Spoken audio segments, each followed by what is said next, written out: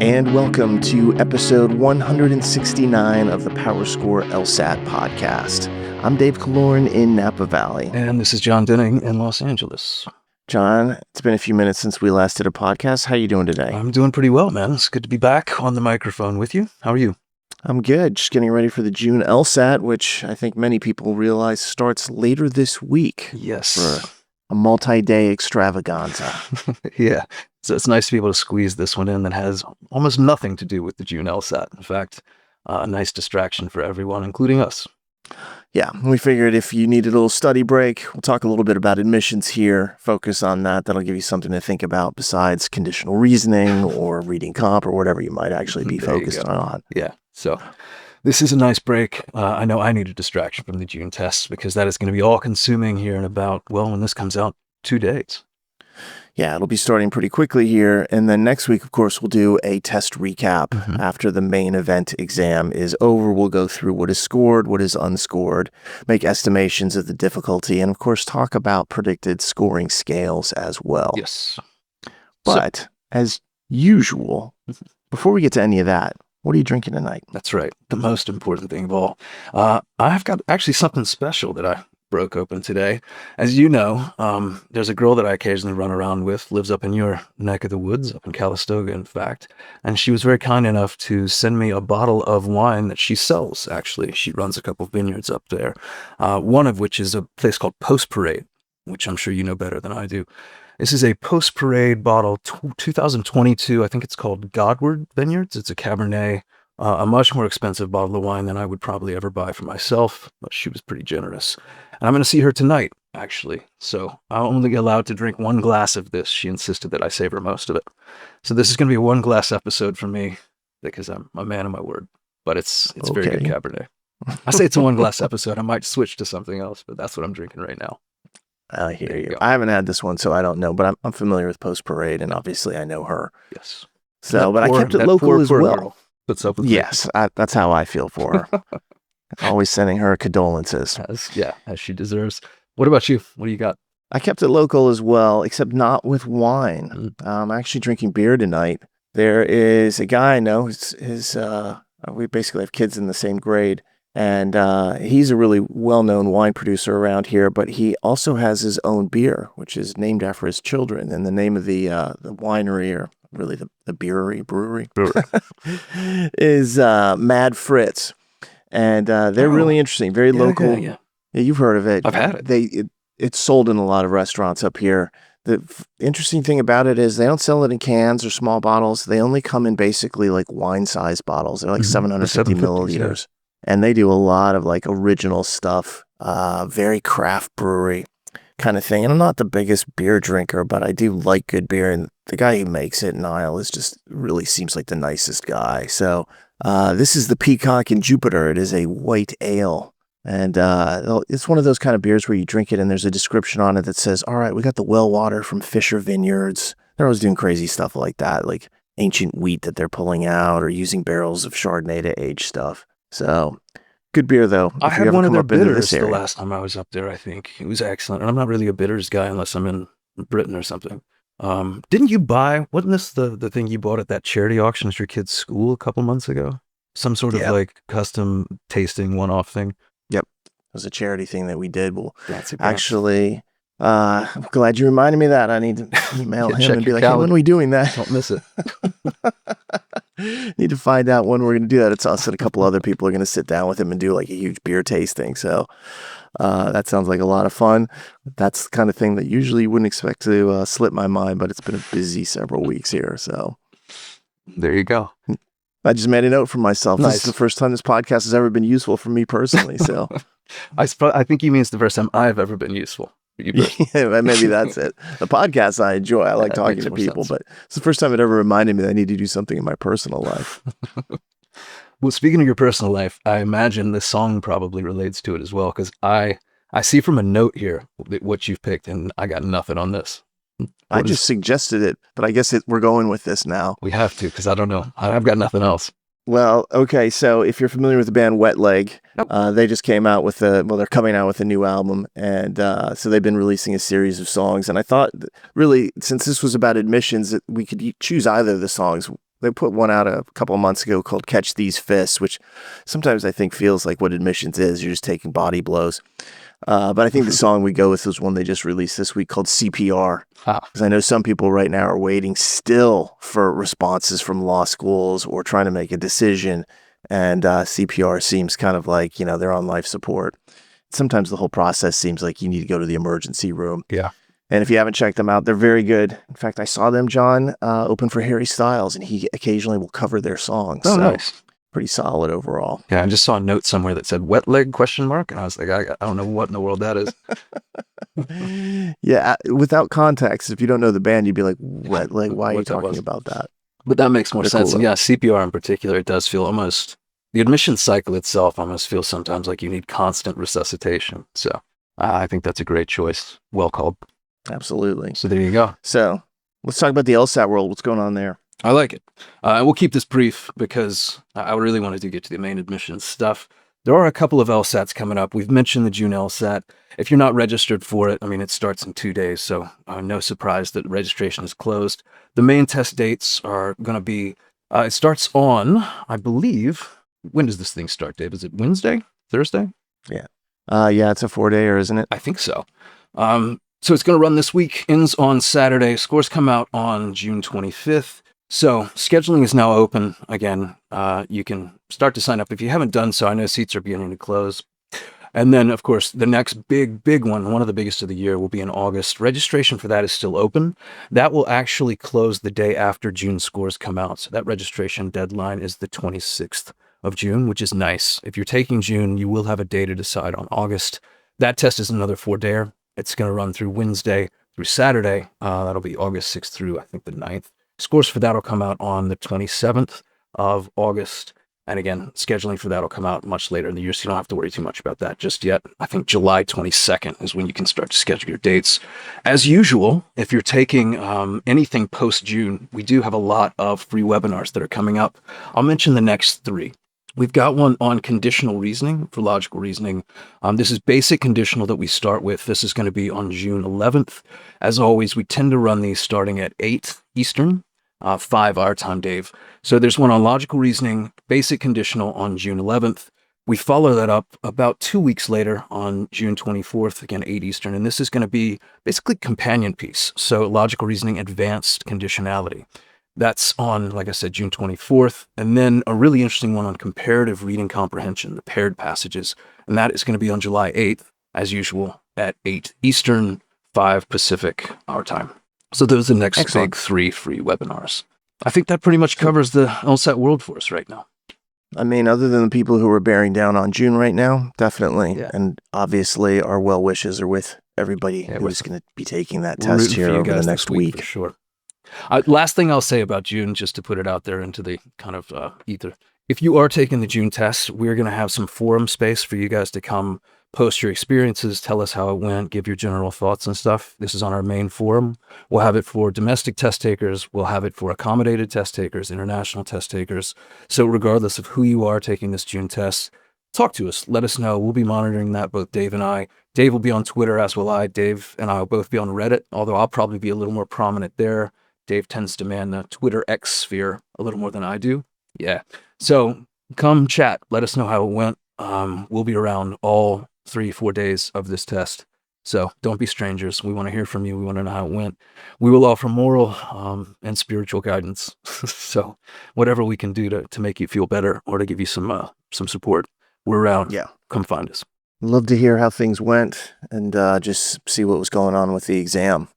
And on that note, John, let's get into the main topic today, which is really kind of scattered by design. Mm-hmm. People always have a number of admissions questions, and as they send them into us, what happens is a lot of times when people are inquiring to get one of our admissions consultants through our admissions consulting program, they will describe a little bit of their situation. And we've sanitized these a little bit, not that people are swearing or doing anything, but just to remove some of what might be closer to personally identifying information. So we've generalized this in doing so.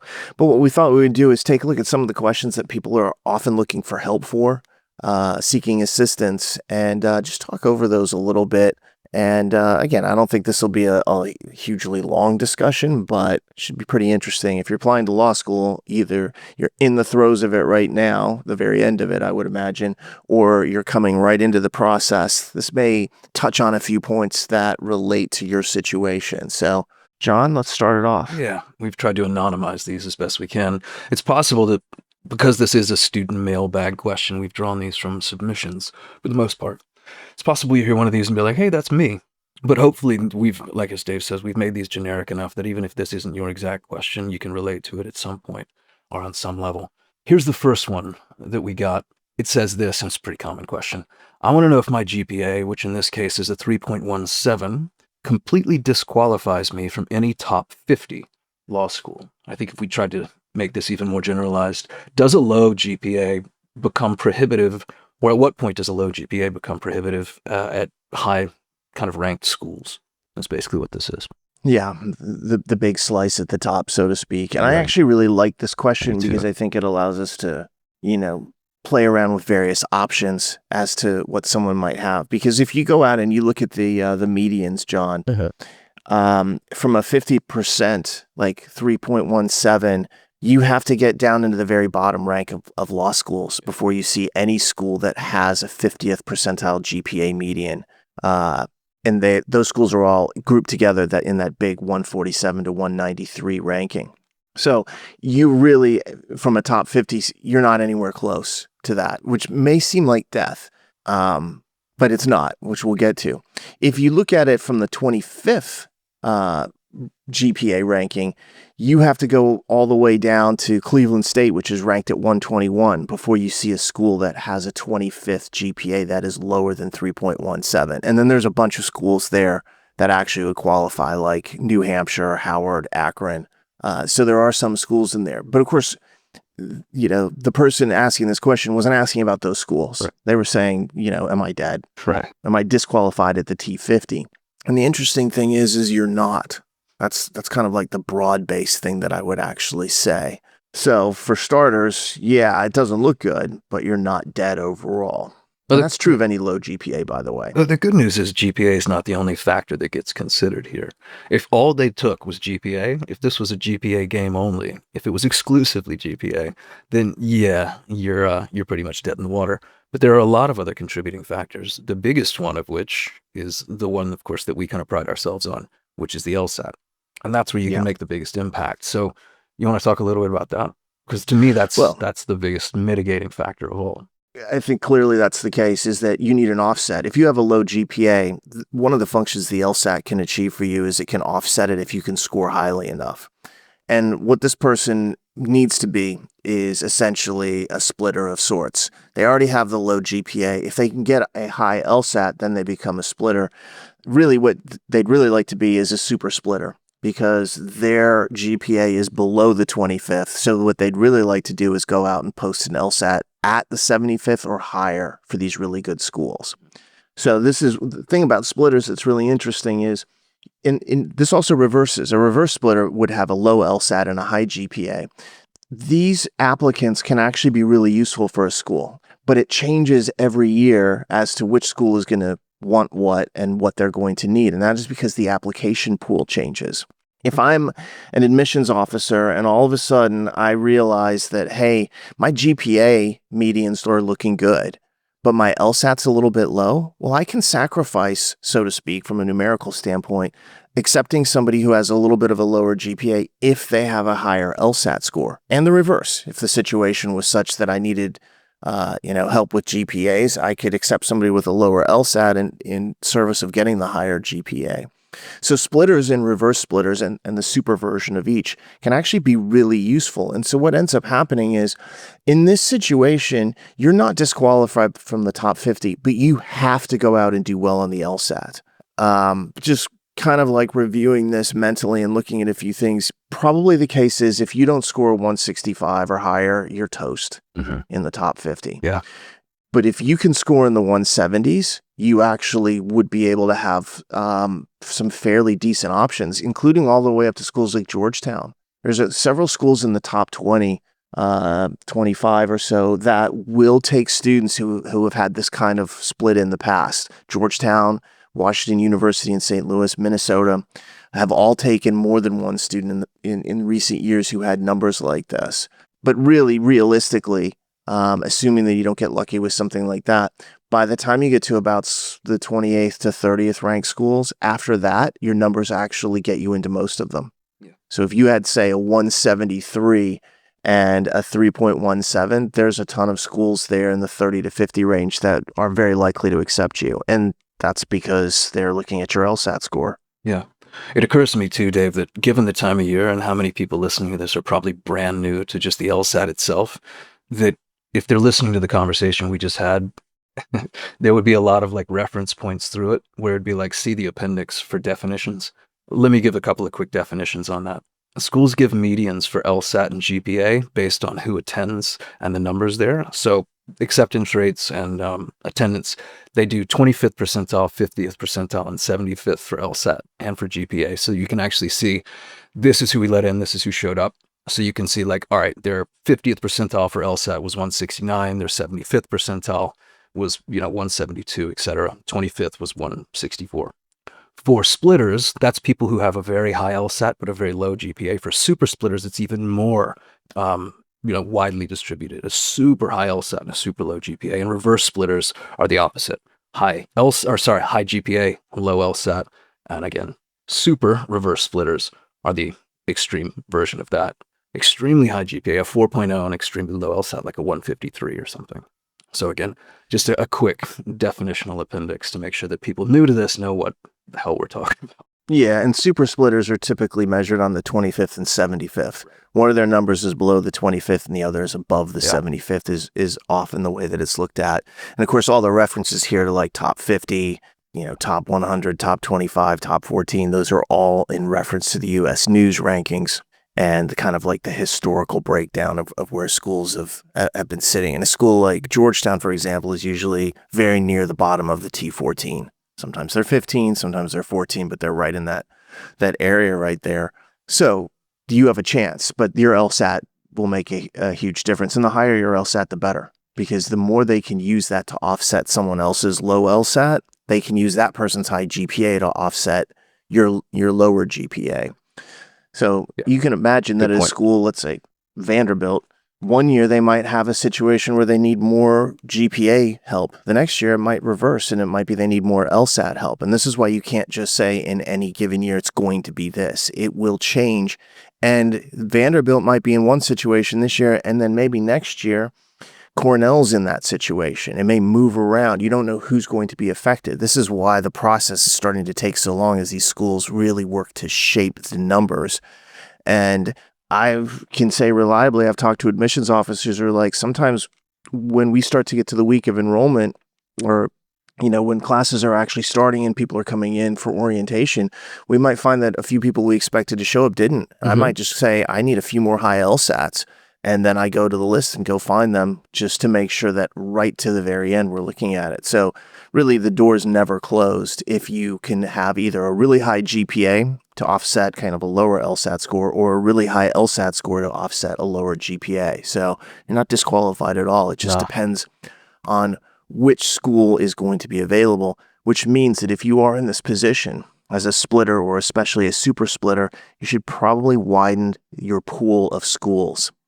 Don't apply to just 5 schools, because you don't know if those 5 schools will be in need that year of what you're offering. Make it broader. Go more to 10, 15, would be more in the lines of what I would say. I'd say cast a wide net so that if there is a school out there who's like, I need that exact thing, then you can pull that admit there. It's a great point. Yeah, well done. And T14 means top 14. I think that's the last definition I'm willing to give. Perfect. That definitely covers it. You don't have to give any more. All right. You want to do the next one? Certainly. All right. And I've changed a few things in here. Okay. Like the town. I graduated undergrad in 2023 and have been living in London ever since for non-related reasons. So that sounds fun to me because I wouldn't mind living there. Me neither. So I worry how to frame my time here into a positive that will amplify my application as opposed to hinder it. I'm also fearful of that combined with a lack of job experience in the law field will weaken my application.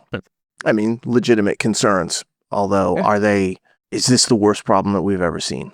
Well, definitely not that. No. My God, we could do a whole episode on just this, couldn't we? This Yeah. is such a If broad this thing. was the worst problem ever, we'd be living a charmed life. Because there's actually, I think, a lot in here that looks like a problem that isn't a problem. You can see that there's really two things that concern this writer. Number one is, hey, I'm in London, but I'm not doing anything law related. So Right. have I screwed myself to go to law school? And then secondly, I don't have a whole lot of job experience in the law field. Yeah. I think Let's the question to me is, in part at least, is the expectation of law schools that everything I've done up to law school, it's supposed to be kind of driven in this singular, narrow direction? Is this supposed to be an arrow pointing directly at this one life event, this goal? Or can it meander a bit? Can it take side paths? Can it have stops and starts? And the answer, of course, is it's life. Like, you're going to take tangents, you're going to explore, you're supposed to do that. I don't think the expectation of any law school is that everything you do is meant to be a one-way street directly there. Or I at least hope I wouldn't not. think so. Yeah, it's a branching tree that maybe eventually leads you there. I mean, you and I have both lived lives, man. And if anything, I think the diversity of that probably makes you a more compelling applicant or a more interesting student. Yep. I don't think there's any question about that. In fact, let's just imagine here, John, that a law school said to themselves, we really demand absolute focus on the law. We want to see it from college onward at the very least. And hopefully you started some kind of legal charity when you were in high school, Right. that's still operational. What we really want is absolute tight laser focus. Fidelity. Now, let's just imagine that that was the criteria that they put on all applicants. It would be pretty obvious that very soon thereafter, they would be selecting the same type of person over and over again. I like to think of it in law school, you have what are known as gunners. People are always shooting their hand up and trying to mouth off, make themselves look good to the profs. This sounds like a whole class of gunners. Yep. And I would ask yourself, if you're looking at it, does that sound like a logical approach to putting together a law school class? First off, does it sound like a law school that you'd want to go to? That I'd want to go to? I mean, if you were in the market to go to law school. Right. I mean, Gunner University is what we'll call it. Gunner U. Gunner U. That takes on some ominous tones these days, anyway. No, that's not where we're going. I with know. it. I know. All right, sorry, it's a bad joke. Gunner means they shoot their hands Right? up Yeah, fast. no, I know. Sorry, but no, absolutely. Ambition U. No, I would not want to go to a place where everybody was type A like that. Of course not. No, and also the conversations would be really limited because the only thing that anybody knew in that group was law. Yeah. So if you start thinking and you take this to the logical extreme, it's not really a picture that would be that fun or interesting. And law schools talk a lot about diversity, and it's not just lip service, and it's not just based upon kind of like a race or ethnicity thing. It is about all sorts of experiences, life experiences, backgrounds, financial, you name it. So what they're really looking for is for a broad set of people. So if you come in and you don't have legal experience, and this writer says, I'm fearful that, the lack of job experience in the law field will weaken my application. Look, no, there's certainly ways around it. What I can't see in what they've written is what they're actually doing in London or what their job experience is. But there are a ton of things that people do that would be really interesting and put you into a position where, and this to me is always the question, is when an admissions committee member looks at your application, do they think to themselves, I'd really like to meet this person. Mm-hmm. I would love to sit next to them and have a conversation with them. If the answer is no, you're dead. I don't really care what your numbers are. If the answer is yes, that can overcome a lot. So the question here is, what else are they doing? They're already in London. I think that's actually pretty cool. So for me, from the starting standpoint, I'm like, well, you're out of the country. You're getting different experiences right there. I don't want you to write an essay about your travel log through Europe during the summertime, but there's nothing here that strikes me as like an inherent negative. Yeah. Would you agree with that? Well, to be fair, you did change it to London. This could have been like Akron or something. So I don't know where. No, it was Europe. Oh, it was. Okay. And it was a major capital city. All right. So this was interesting. Sorry, Akron. Yeah. I didn't mean to just. And probably somebody who's speaking at least another language as well. Yeah, interesting. Okay, cool. It was also a city recently that it celebrated some soccer success. So that should answer the question of where it was. I can guess. Was it? I got it. The Champions League was this past Saturday. That'll tell you all you need to know. Yeah, I just spoiled it, I think. But I don't know if he spoiled it. congratulations to them. I don't think saying somebody was in Paris is going to actually change anything, but I Not changed it anyway. right. I just changed it right back. But but no, I don't think that takes away from this at all. I think what you're suggesting here is, how do you present yourself then at this point? The lack of legal job experience isn't a problem. What could be a problem is if you just present yourself as uninteresting or uncompelling. I can't imagine it would be all that difficult to present yourself as you say, someone that you want to meet or want to sit down with, have a conversation with, someone who could actually add some value, because you are almost certainly going to be distinctive and unique and of some sort of distinctive value. So that's really the goal. What I'd want to see if I'm an admissions officer in one of these schools and I've got an applicant who, at least on paper, presents as like, that's a little different. If I flip the page, what I want to see is like, okay, they have some value that I'm probably not going to be able to find in another applicant. That's really where I think someone can shine here. It's not that, oh, here's another person that's a poli-sci major and they've done the exact same thing as 50 other people here, and they've written another personal statement about how they've always wanted to be a lawyer and their dad was a lawyer and their grandmother was a lawyer. And that's the thing that actually starts to get a little stultifying and dull. Someone who comes from a completely different background and has almost taken a left turn into law, that's a person who has an opportunity to stand out. So that's what I really see here. This is an opportunity, not a hindrance. Yeah, and there's another question that I'll actually jump to and add it right into this, since I think it dovetails with this idea. Someone else had written in and said, I have some working experiences with a background in computer science and data science, and I would like to turn this into competitive storytelling. So in a sense, what they're saying is, I'm also a non-legal person. Am I in trouble, or is there a way for me to be able to kind of like get a big advantage out of this? And I'm not totally certain I understand competitive storytelling. Mm-hmm. It sounds like a competition that I'm not sure I want to be involved in.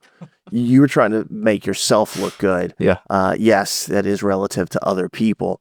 But I think, maybe this was meant to be compelling storytelling is where that was going. Or maybe competitive storytelling, and it's like Eminem, it's 8 Mile. That could be it. Rap battles. Maybe there is a way to do that. But if you think about how that actually works, I mean, this really comes down to personal statements. And I can tell you that one thing that happens in our admissions consulting programs a lot, and I get a lot of questions about this myself, is, hey, is this a good personal statement? Mm-hmm. And what I always tell people is, anything can be a good personal statement. It's about how you execute it. Do you draw people in? Do you share things about yourself? You can make a lot of things very, very interesting if you're a good writer and a good storyteller, but you need to understand what it is that the audience wants. They do not want to be bored. They want to be engaged. They want to feel that it is honest and spoken with integrity. They don't want you to be fake. They don't want you to use a bunch of big words that you normally don't use. They don't want you to be a jerk. What they really want to discover is somebody who has intellectual curiosity, who can share things about themselves in a way that is compelling. And it doesn't matter whether you're into computer science or data science, or whether you are in London not working at all in the legal field. If you can talk about your experiences, whether it's work or elsewhere, it doesn't matter.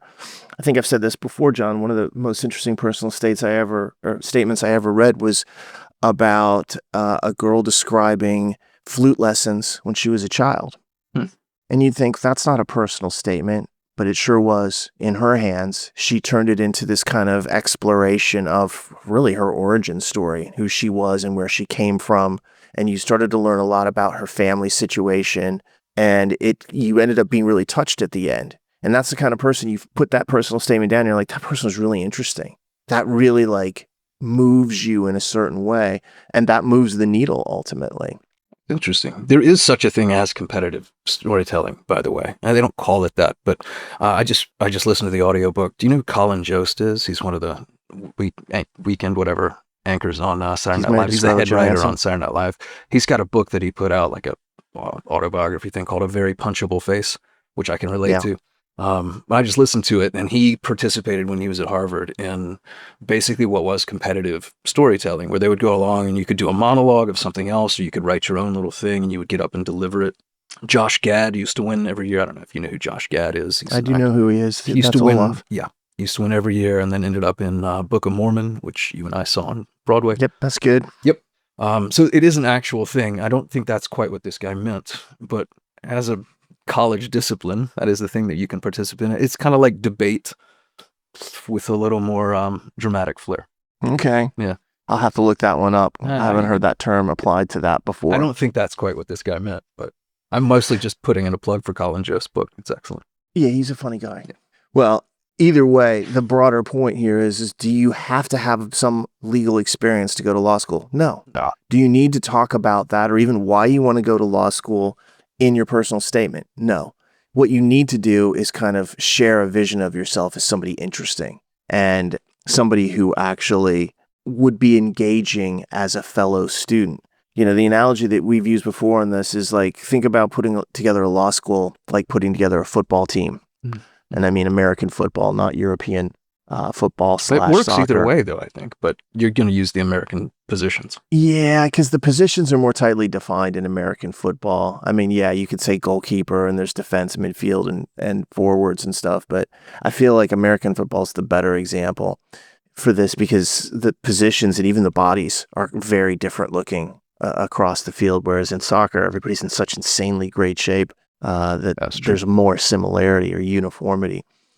But would you want to put together a football team of 60 quarterbacks? No. A team would be great at throwing the ball, but who catches it, who blocks, who runs? And so think about the different positions. So sometimes people get really down on themselves and think, I'm just not going to be a good applicant because I'm not like everybody else. I don't have the same experience. Actually, it's the exact opposite. If you're not like everybody else, you now become a more attractive applicant. Do I want to see another person who has the same type of credentials over and over? No, it's okay to take some left turns here, to have some different experiences. You just want to tell a cohesive story and make your application a portfolio that sells you across the board. Yeah, couldn't agree more. I'm glad you jumped to that question. I think that's a perfect segue. Well done. Yeah, I got lucky. So, John, I'll send this next one towards you since I have more experience with it. I have a minor character and fitness issue. Of course. I don't know about academic dishonesty, but character and fitness is what jumped out at me about this question. I thought of you immediately. Thanks. In this case of academic dishonesty, was an incident in the first semester freshman year, and that's my main concern. Can you help? Well, I can tell you that this does not apply to me because I never got caught. So no, but what I would say is, I think the first thing is it depends on the details and the severity. And that's the big thing, really, is like, what did you do? It's probably not a big deal if you stayed in school beyond it. In other words, if you weren't like expelled, you had to transfer schools, or if you're having this conversation and still even able to apply to law school, you're probably okay. The first thing I would say, though, is it almost certainly requires disclosure. Oh, yeah. So that's the first thing. It's going to have to be because it's probably on their record. Yeah. And by the way, John, your comment about, I didn't get caught. Yeah, it reminds me of this Hunter Thompson quote, which is like, in a closed society, the only criminals are the ones who get caught. I know that quote well. Live by it. Fear and Loathing in Las Vegas is the book there. Oh, yeah. I know that book well. I live by it. So do I. Probably my favorite book of all time. It's up there. But yeah, assuming that you did get caught, which is why this is coming up, but you were able to stay in school. Maybe you were disciplined, maybe you were suspended for a semester or something. The fact that it's academic and not some sort of behavioral thing like you got, arrested for drinking on campus or you got in a scuffle at a fraternity party or something, that to me is interesting. But depending on what it was, that'll be a factor. First thing, though, as always, disclose everything. You never want to feel like you're trying to hide something, because when the character and the fitness stuff does come up, they're very likely to find out about it. And the biggest issue there is if they find out about something that you haven't disclosed, that's the worst possible thing. Then you're dead. That is very, very hard to recover from. So disclose it no matter what. This is where even like speeding tickets and stuff, just disclose it. Full transparency with this stuff. Sometimes they tell you don't have to disclose minor traffic violations. Follow the rules of disclosure. Yeah. But that's what we always say is follow the rules. There's some good stuff in here, though, and I'll say this. First off, they describe it as minor.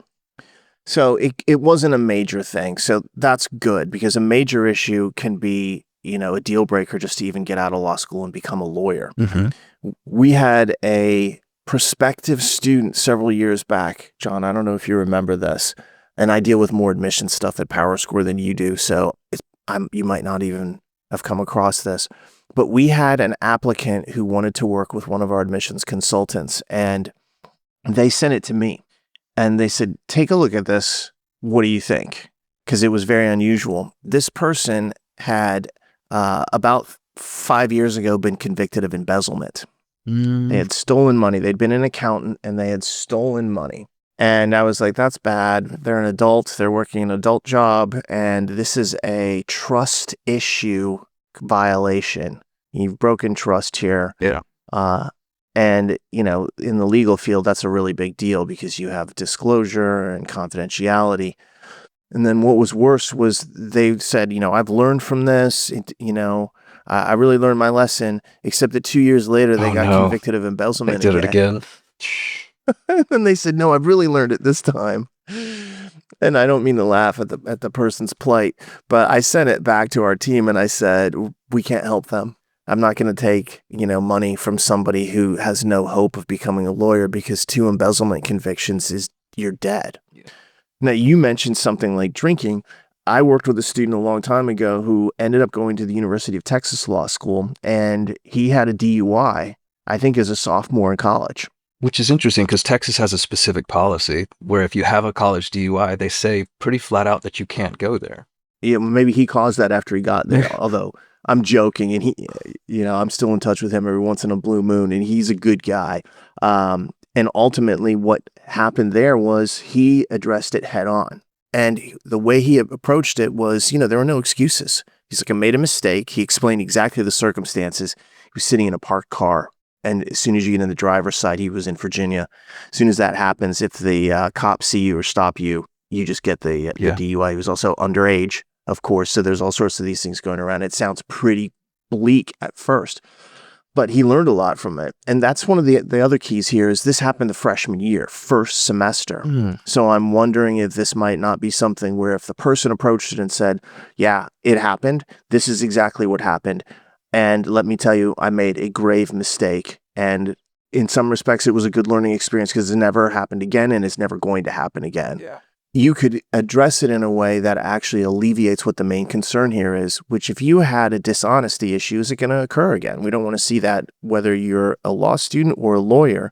And given how far away it happened and the fact that it was a minor issue, this probably is something that can be overcome. It's just a matter of writing it the right way and not making excuses, which is what a lot of people try to do. Yeah, my guess is this is probably like he plagiarized a paper or something. And I'm not trying to like downplay the severity of that, but in the grand scheme of things, that's the sort of thing you're like, I made a dumb mistake. I was a freshman. I tried to cut a corner. It was stupid. I never did it again. I never would do it again. I paid the price. I failed the class or had to retake it, and my GPA suffered, blah, blah, blah. Yeah. I guess, probably not a big deal overall, but you're going to have to address it head on. Probably worth a separate statement talking about it. A lot of times people will say things like, it wasn't my fault, someone else was doing it, other people were doing it. I'm like, you sound like you are not taking responsibility. And the most important thing that you can have with these issues is to take responsibility for it. We've talked in the same thing. No, go ahead. Sorry. You talked about disclosing like traffic stuff. Like I've had people be like, I've gotten a couple reckless driving. I'm like, that's not optimal, but it's not the end of the world either. Right. The question is will you take responsibility for it? And what did you learn from it? Mm-hmm. Like if it happened 2 or 3 times in a short period of time, maybe you could say that, hey, I made the mistake. There were reasons. These were some of the reasons, but the most important thing was I was able to move past it and it hasn't happened since. Most schools will be like, all right, we'll give you the benefit of the doubt there. Yeah. We've talked in the past about certain things where you could even have like a letter of recommendation type of thing address some of these. I don't know if this is the kind of situation where that would work. Like if you had a bad semester or something where a professor would come in and be like, this is what happened, but he fixed his grades or he figured it out or he had, this family issue. But this is probably one where I'd just address it head on as the person, as opposed to feeling like I tried to get this professor to come in and kind of cover for me or explain it for me. I'd probably just take responsibility myself for something like this. Plus you're 18 at this point. Like just You're 18. Yeah. Unfortunately, everyone these days is documented from the time they're much earlier in terms of like social media and pictures and videos and stuff. It's hard to get away with anything. In a perfect world, if you were to talk about like how to really handle this, whoever the professor was who reported you for this, if they wrote the recommendation, you became friends with them afterwards, and they're like, look, I was the one that reported them, and let me tell you something, they learned from it. Yeah.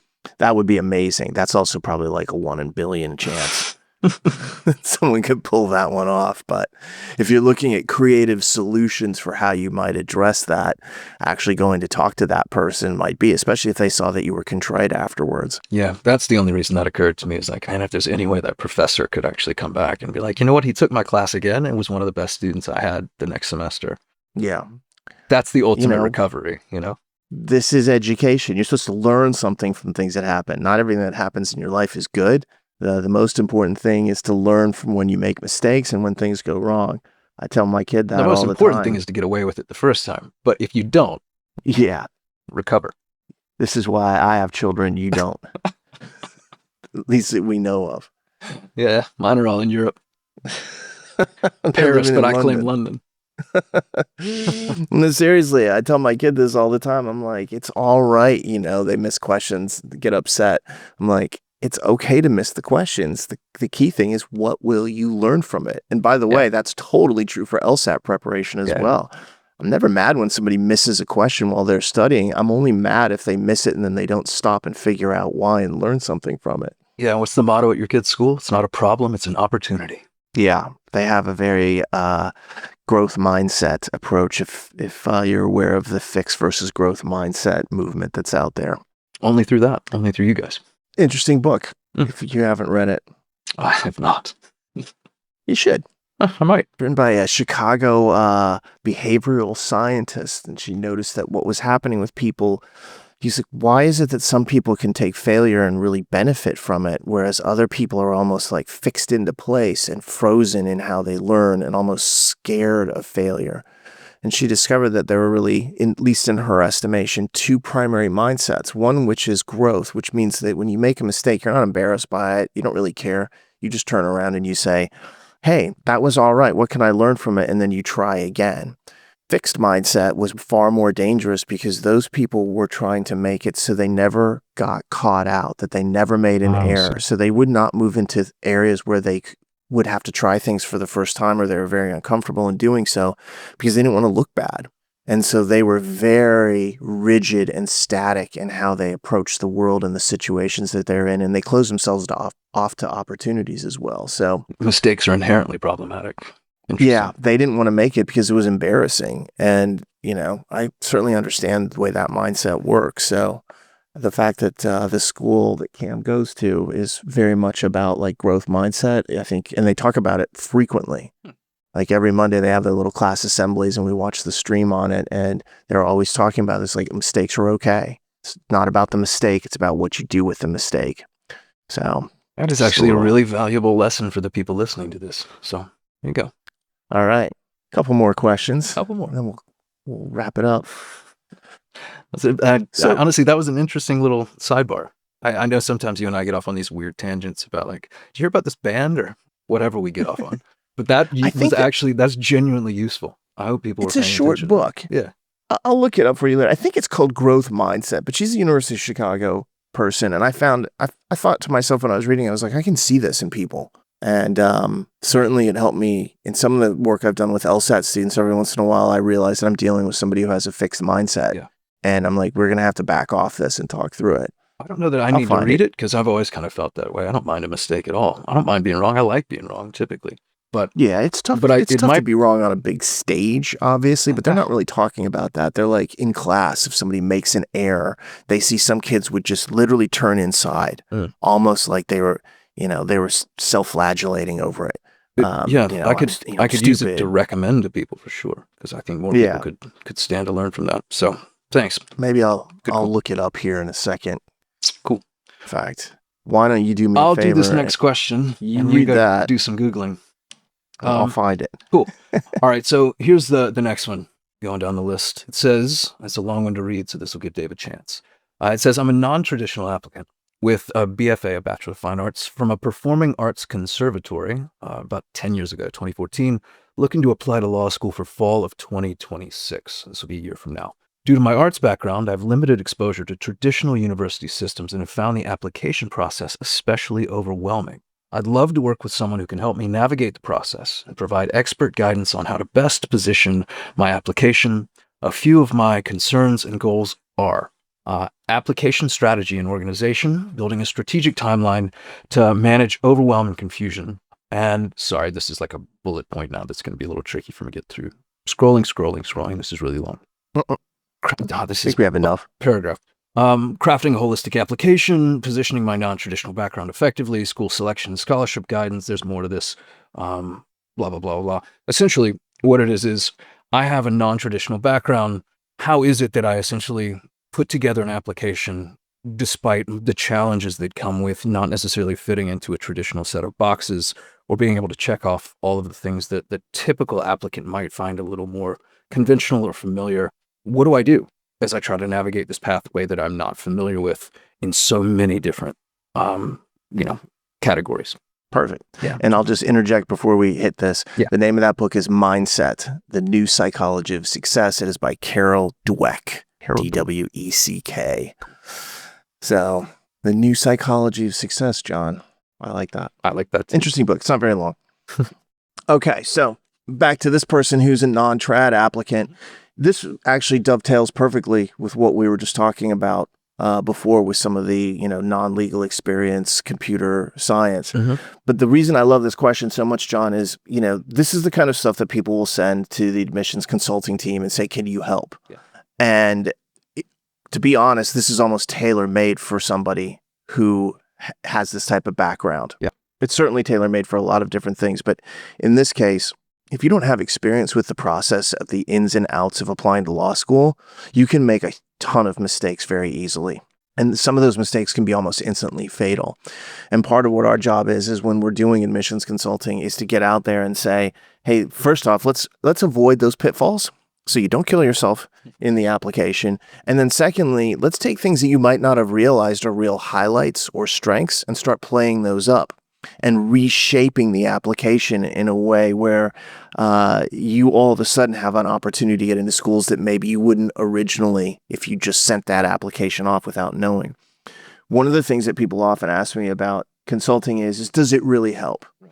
And, obviously it does. I mean, we've been doing it for years, but that question sometimes really bothers me because I'm like, law school admissions is really difficult. There's obviously a lot of options. There's a lot of choices to be made, but there's a lot of secrecy around it. You don't get to see them debate your application. If you just come in and you try to do this over a 3-month period, you're kind of like dipping your toe in the water and then you're back out. Then imagine you're working with people who do this year after year, who have talked to admissions, people on the admissions committee, been people on the admissions committee, made the decisions, watched the decisions happen. And all of a sudden you get this much greater breadth of knowledge. Somebody who comes in and is just dipping their toe in can easily make a lot of mistakes. They don't know how deep the water is. Whereas working with somebody who actually has a lot of experience is what helps navigate those waters, which sometimes are really turbulent. I think there's a kind of widespread confusion here too, or misconception perhaps, that it's very algorithmic, which is to say you fill in the little boxes as you go. You plug in your numbers, you plug in your background, you fill in like a resume or something, and you send it in, and then they run it through their system, and they say, this is who they are, yes or no, and this is how much money we'll give them, and then that's your result. The way you'd apply for like a bank loan or something, or the way you just submit your taxes through, I don't know, however tax software you. Here's your credit score. Exactly. Yeah, exactly. And that's not at all how this works. It's so much more nuanced. It's so much more fluid. It's so much more susceptible to influence because there are people on the other end of this, not just some sort of computer algorithm. Like I said, it's not a formula. It's personal, which means you can actually influence it. You can negotiate with it. You can manipulate it. And that's where, again, having the help of some sort of an expert really makes a huge difference here. And not just a difference on whether you get in or not. It's not just a yes or no outcome. It's not that binary. There's money attached to this. There's all kinds of things that you can influence beyond just whether you get in or not. So it's a far more intricate and involved kind of mechanism that people have no idea is going on behind the scenes. And if you could actually see that the way that Dave, you and I and people who actually know what's going on see it, you'd be blown away by the cogs and the wheels and the gears of this thing. It's crazy. Yeah, that's an awesome comment overall. And I completely agree with the idea. There's just so many moving pieces, and most of them are hidden. Mm-hmm.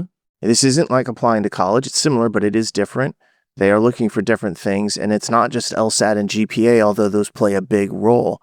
I just worked with somebody who had a 180 on their LSAT and got rejected at a number of schools, and it was really dismaying to them. And it was one of those situations where I think they thought 180, I'm in. And mystifying, I'm sure, too. Like, wow, what could possibly have gone wrong? And they're going to reapply. And this time I was like, I want to see the actual material. I want to see what you're sending. I want to see the personal statement, because I think maybe it was a little bit rushed. And that's the kind of thing where even with incredible scores, there's a lot of really good scores and GPAs out there right now. You have to make sure that everything else lines up. If your numbers are good, but the rest of the personal statement and letters of recommendation and additional essays are really nothing special, you're not going to stand out. Or if you do, you stand out negatively because they expect better. They're like, well, we know you've got what it takes to go here. Did you not try? Did you not put in enough effort? Do you not really have what it takes? One of the things that I see in this question, I wish we'd moved it up a little bit, was it says I'm a non-traditional applicant with a Bachelor of Fine Arts from Performing Arts Conservatory. See, sometimes people think to themselves, well, there's no reason they would take me. Right. Oh, no. That's exactly one of the reasons I would take you, is how many other people in the applicant pool have a BFA from a Performing Arts Conservatory and have mastered an instrument at that level? Mm-hmm. Not many, if any. Mm-hmm.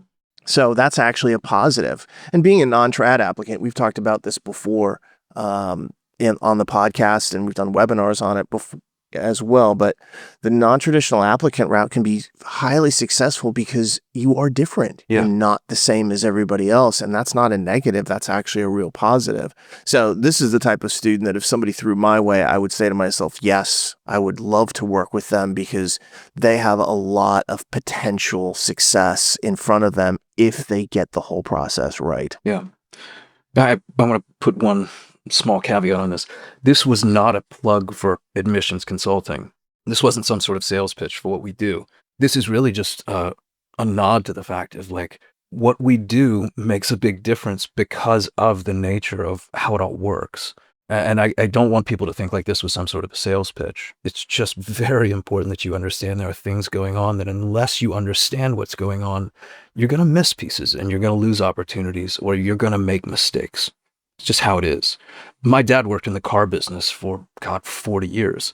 And to hear him tell stories about how people would come in and try to negotiate the way that cars would work. He worked in the finance side for General Motors. He'd be like, these people have no idea. And they would just give money away. They'd leave money on the table.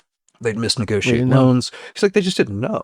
And he was fortunately a good guy and he would try to help people out, not have them just screw themselves. But unless you're an expert on certain things that have these types of financial details to them or nuance and layers and details. And it's just, you can't know. My aunt's a CPA and she's like, God, watch the people make the mistakes or leave money behind on finance. Yeah. It's crazy. It's an interesting thing because, LSAT preparation and the admissions consulting field, and I'm not talking about just PowerSchool, I'm just talking about in general, are two fields that are at different stages of their life cycle. If I go back to the origination of my time in this field, there were very little in the way of resources that were high quality. There were Kaplan and Princeton. Yeah. Those were the two big companies. And, I'll speak bluntly, they weren't good. And so what's happened in the ensuing years is that LSAT prep has really turned into something where there's a lot of good resources out there. Obviously, I think PowerScore is really good, but I know that there are other companies that do this very well, better certainly than Kaplan and Princeton were doing it from a relative standpoint back in their day. There's also really good books available out there. Mm-hmm. There's a lot of information that can be gained for free, whether it's this podcast, other podcasts, what have you, blogs, forums, etc. It feels to me like the LSAT prep field has gotten to a point where there's just really a lot of quality information out there, and you can wander into this field and find a resource that's pretty good generally if you start looking around. And obviously, I think some are better than others, but that's not what this conversation is about. When it comes to admissions consulting and admissions help, it's not at that developed of a stage yet. We're still like 15 years behind the LSAT development curve. Yeah. And that's because for a lot of people, this was never seen as a field or an area that they needed assistance with. LSAT made sense. It was hard. You got a number from it. Admissions is a lot squishier, feels softer. And sometimes when I look out there, I will read things online and be like, that's absolutely wrong. And someone's claiming that, no, it's the God's honest truth. That's the way it actually works. I'm like, that's not how it works at all. And I know that for a fact. And I could spend the rest of my life disproving things that I see people say on the admissions side. I know who the people are who do this that are really good.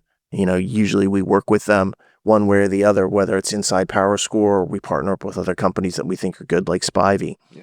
But the bottom line is the admissions information that's out there is a lot murkier and less reliable than the LSAT information that's out there. So when you say it's not a sales pitch, I totally agree with that. But it's also a word of warning that, hey, make sure that the resources that you're using are solid and actually are giving you good advice, because it's sad to say it, I see a lot worse admissions advice these days than I do see, LSAT advice. Yeah. It's more cautionary, I think, than sales, but well said. Absolutely. Perfect. One All more right. question. You want to do one more? What are you going to call it there? Well, it's funny. It's funny as we sit here and try to soft Make it pedal. short. Here's the last one. Yeah. I'm a current 1L, and I'm interested in finding out more about consulting options in this case, for the transfer application process. It's a real question. It just happens to look a little suspicious. That's not suspicious. Well, we just That's talked totally about normal. we're not trying to talk about consulting and blah, blah, blah, but consulting options for the transfer application process. I'd rather focus on the transfer idea. Like, how do transfers work? What happens as you go into, say, a 1L and think about the idea of how is it that transfers work? Is this even an option?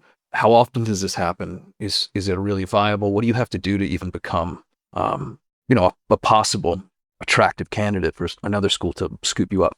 Yeah, and let me just say this. All these questions reference admissions consulting because they were sent to our admissions consulting team. Yeah. These are all real questions. So that's not the thing. But the thing is, it's interesting because we don't often see a question like this. I'm a 1L. Right. So they're already in law school, and what they really want to know is, I'm planning on transferring. So how does that process work? So that, I think, is the same as you were thinking. Let's focus on what's happening to this person. So they're in school, and whatever's happening, they want to try someplace else. Maybe they're dissatisfied. Maybe they want to move up to a higher ranked school. You just had a friend who went through one of these situations, did you not? I did, yeah. One of my best buddies here studied and just the LSAT never quite clicked for him. He just didn't have, his brain didn't work in LSAT world, but he's a really diligent student, really hard worker. And he got into Southwestern Law School here in LA. Mm-hmm. Worked his tail off this first year in Southwestern. Professors loved him. He did really well. He was very high in his class. Guy had a scholarship to get into Southwestern, but that was the best school in LA that his LSAT could get him into. And USC, a much higher ranked school, came and approached him. Actually, he didn't even talk to them, but they came and approached him at the end of his first year at Southwestern. And they said, look, if you want to jump ship and come over to USC, we'll honor your scholarship. We'll give you all your credits. Come join us. And he did. And he went over and started his 2L at USC and graduated USC with an LSAT that would have never in a million years gotten him into USC. So he has a degree from USC with a Southwestern LSAT score. And it's interesting because after the admissions process had gone through, USC didn't care anymore. Yeah. Well, the LSAT didn't matter to them at that point. It's really just used to get in the door, and then they have to release that information, but they're not tracking your LSAT score as a 2L. Now they're tracking things like grades. So let's talk about the transfer process in general, because the thing about transferring is there is a huge emphasis on your 1L grades. So if you want to transfer, and most people are thinking they want to transfer upwards in terms of rankings, you better have done well. This also means that when people come to us, it's me specifically, and say, okay, look, I can't get into this school, but what I'm going to do is I'm going to go to this school, I'm going to crush it, and then I'm going to transfer there. I always say the following. It's like, that's a good plan. Just keep this in mind. If your first year grades aren't good enough, you won't be able to do that. So you have to ask yourself, will you be satisfied graduating from this school that you started at? If the answer is no, don't try that strategy. Being a 1L is not like other school. Sometimes people just get it and it clicks. Obviously, that was the case with your friend. But sometimes people who have been academically, very solid get in there and they just get misfocused, or they don't have it going in the right direction, and all of a sudden they have a problem. This is honestly one of the reasons that law school preparation courses have risen up in the last really 10 to 15 years, is because people said you need to hit the ground running as quickly as possible. But if you're thinking, well, I'm going to transfer for sure, so it doesn't matter where I start off with. No, I've seen people start off, not do as well as they expected, and then so-called get trapped at that school, and then they're very unhappy. So you want to avoid that. Yeah, I think the first rule of transfers is don't count on it. The second rule of transfers is you better stand out. Somehow you better be really special, which he turned out to be. He was killing it in ways that, like, I don't even think he expected. And also, I barely saw him that first year. He and I hung out a ton. And then he disappeared because he was studying, 10 hours a day, basically. That's all he did for his first year of law school, was just study and work. And he didn't do it because he wanted to transfer. He did it because he was just that kind of student. He just was that dedicated. Mm-hmm. This is an interesting sidebar, but on Reddit the other day, somebody who was in the top 5% of the Michigan graduating class recently posted their study, a chart, really a spreadsheet of all 3 years, both the fall and kind of like the spring semesters. And they actually didn't study as much as I expected, especially on Fridays and Saturdays. They took a lot of days off. It was Tuesdays and Wednesdays, just from my brief glance at this. So you just keep in mind that for some people, there's a ton of studying that goes on. And for some people, it's not that much. It really depends. You have to find your own way, which is why I always tell people, I'm like, don't go into law school thinking that the way you study and what you're looking for is the same. All of this is going to be about your final exams. Look for how you solve those. Don't worry about the rest of it. Sometimes you have class participation. All right, be there. Yeah. Know the cases, that kind of stuff. And you mentioned those like law kind of prep courses that you can take too. I know those make a huge difference for people. We get a lot of feedback from those where people are like, this saved me so much time because I knew what to expect. Like law preview and stuff, the courses that we offer, even the feedback that we get on those things are like, it saved me so much time because I just hit the ground running. I didn't have to figure out what torts were. I didn't have to figure out how to, diagram and take notes in the way that all of my classmates were having to do, draw outlines. I didn't have to figure out what professors were talking about or how to draw briefs. I just knew all that what stuff. Professors were looking for. What professors were looking for, yeah. Yeah. Yeah, one of my good friends here, who's no longer with us in terms of like working, he's still alive. Yes. Had started Law Preview years ago, and I always admired the lineup of professors they had coming in to talk. And that was back when it was a live course, and it's not really a live course anymore. But I would send students there all the time, and they would come out and they'd be like, I feel so much more calm, because part of the whole law school thing is they throw you in the deep end to see what happens. Right. Let's put you under pressure. We're going to pressure test you. Will you sink or swim? All this crap, which I don't really think is helpful or necessary. And the idea behind companies like Law Preview and other versions of it is to say, well, let's take the mystery out beforehand while you're relaxed during the summer. Let's show you how to outline a case, as you said. Let's talk about what criminal law is and the foundations of it. And what does your professor really want you to learn from this? So that when you do step in day one, you're not completely lost. Right. Most of your classmates will be struggling to be like, what's happening? I don't understand that. I'm supposed to do what? And you'll be all ready to go. It just gives you that fast start. So, yeah, I think that's made a big difference in kind of just dividing people in terms of these people are having to work a lot more and these people are having to work at least a degree less, because they're kind of eased into it, and they can cut a lot of that upfront time out. So that is indeed the case. But I think you've already said the key advice about transferring. Don't count on it. Yeah. Hope for it, but be satisfied with where you go, because you may be stuck there, so to speak. And if that's the case, you want to make sure that you graduate happy. No one is guaranteed success as a 1L. Some people have it. Some people are naturals at it, but not everybody does. And you don't want to be in that position where you're like, uh-oh, my plan got derailed due to factors that were not entirely in my control. It's a little like law school in general, wouldn't you say? Like, don't just go because it's something to do, or don't just go because you think it might be something you like or it might work out. It needs to really be something that you're either passionate about or, it feels like the right thing for you to do. I know a lot of people that go because they're like, well, yeah, I mean, my parents said I should, or what else am I going to do? I was I was inches away from it because I was going to be a doctor and didn't want to do that. So lawyer time. Well, you could be like me, John. I Well, didn't want to get probably a not. real job. And I said, well, business school's only 2 years and law school's 3 years, and I'd rather spend 3 years in law school. Oh, I see. So then I started down that pathway, and obviously I got derailed by the LSAT in a good way. Right. Because I enjoyed it. Right. And then I started teaching people it, and then it kind of went from there. But yeah, my whole thinking on law school wasn't, I love the law. It was 3 years is better than 2 if I want to go to school. Oh, I see. Mine was plastic surgery's 14 years. Law school's 3 years. I guess I'll go to law school. Yeah, So, that's exactly how it played out. The funny thing is at this point, you know, given all the work I've done with the LSAT and business, I actually think I would have been a really good lawyer. So yeah, you would have been a great lawyer. The way you argue with me and usually win, I think you'd have done just fine, dude. Especially when it comes to legal stuff like copyright, IP, I actually find it fascinating. So who knows? Maybe I'll rally up here. And it's never too late. I can always, Berkeley and Stanford and Davis are all pretty close to me. So it's never too late. Roll into one of those joints and be like, what's up, guys? You might have a slight problem taking the LSAT. I think if I told them, hey, I'm actually planning on going, that's what I used to tell them. I know I mean it. I might go to law school. But if I really meant it this time, they might give me a special waiver. Please do that. That won't be for a while.